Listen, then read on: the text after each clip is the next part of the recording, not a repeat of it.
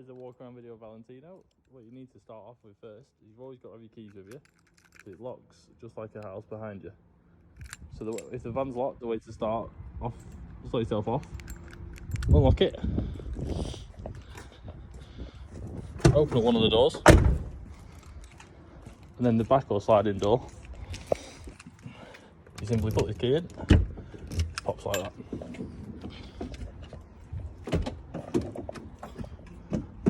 Your toilet's kept there. In here are your electrics. There's a fuse board there, which any of those red lights were shining, that would mean there'd be a fuse out. There's the solar.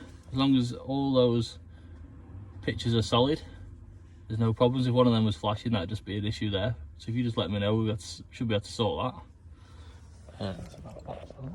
This is where you fill up your diesel heater. As long as there's a little bit in there, it uses next to no diesel for the nights. So that'd be fine. But if you need any more, just top that up with just normal diesel out of a jerry can, which I'll include. Top up the diesel, really simple. Come around to the passenger side, just open the door, crack, open up the flap, and simply pour your diesel in there. While in the cab, this switch down here will operate your rear view camera, so you can see what's behind you. You can leave that on as long as you want, or while you're driving. When you park up, you just need to remember to switch it off, else you'll have an annoying blue screen. To connect to your phone's Bluetooth, it should be left on the screen. If not, you just press media until the screen reappears.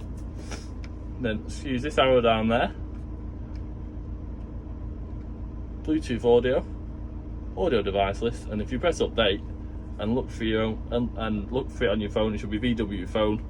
Press connect. Your simple steps are just a few simple steps, and you'll be connected there. Then to operate item of Valentino, you've got simple lights there.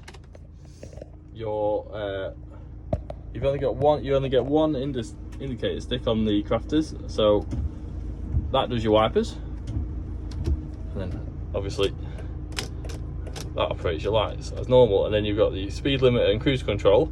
To activate that, you just simply set your speed you want to be driving at by driving to it, and then you just click that up, and it'll just cruise control and set your speed. And to cancel it, you just press the brakes. The sliding door curtain simply just meets in the middle. Just pull it along, and then you have blackout blinds on the sliding door there. For the front curtains, you've got 3 hooks under there, which can allow for wild camping. So if the seats were span the other way, you could just there's a blackout curtain in there with 3 hooks, hook that across, and that'll seal that up. Your other option is there is a black windscreen cover which goes on the outside of the passenger door across the windscreen on the outside of the driver's door, and that blacks out your window for that. To operate the roof vents, you've got one at the front of the van, one just above the bed there. You've got one way is blowing air in, one way is removing air out the van, and then you just simply open that to allow your required vent. And if it's raining or drizzling or likely to rain, you can still just leave it just a tiny bit open, and you still have some fresh air. Obviously, if it's beaming sunshine, you can have it all the way open, that's fine. Cooking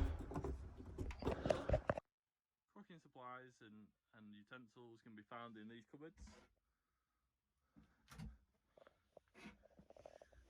You've got your utensils, you've got a portable gas stove and gas for the stove, a few other utensils and a fire extinguisher down there. So to spin the chairs round, once you're parked up, there's a lever here. Pull that to release the seat. You then need to pull the slider to allow the chair to slide forward, and it simply just spin around. That's the passenger side. The drivers, you have to put the van into gear with it not running.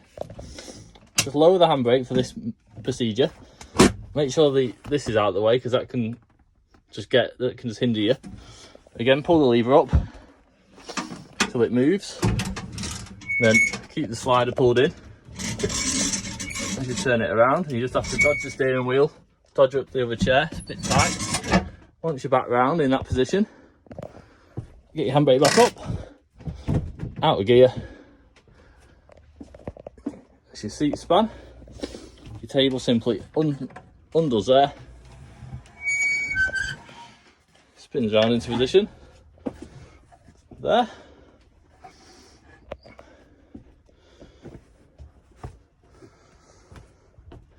This cupboard lid just slides open,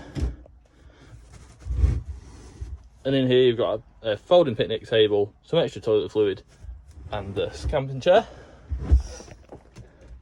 The blinds for these two windows simply operate by pulling down to click them in. That's for blinds shut. Then you can pull it up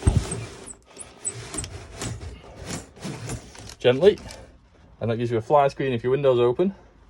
And if you just unclick that, fly screen drops back to normal with that. So to operate the tap, just make sure your water pump's switched on there, and you simply just turn it on like that.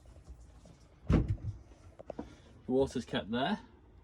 To change it over, you just simply change the lid to the other tank for when that's got some in still, and then when that's done, take them both out, top them up, pop them back in. The wardrobe there. These latches here, just a slow click, it clicks in and locks in for travel. Fridge can be left on, it's very low power consumption. It's got a little freezing compartment. You can alter if it's getting too cold, you can alter the settings there, but it's probably fine as it is. Microwave, as long as your inverter's switched on at the switch panel, simply turn it on. If it's going to be for under a minute, it's fine just running off the batteries. If you're going to be cooking for a while, because it's quite draining, I'd just recommend running the engine, and that'll just top up the batteries and allow you to cook for as long as you need to. To operate the diesel heater, you just simply press the on button until it flashes on.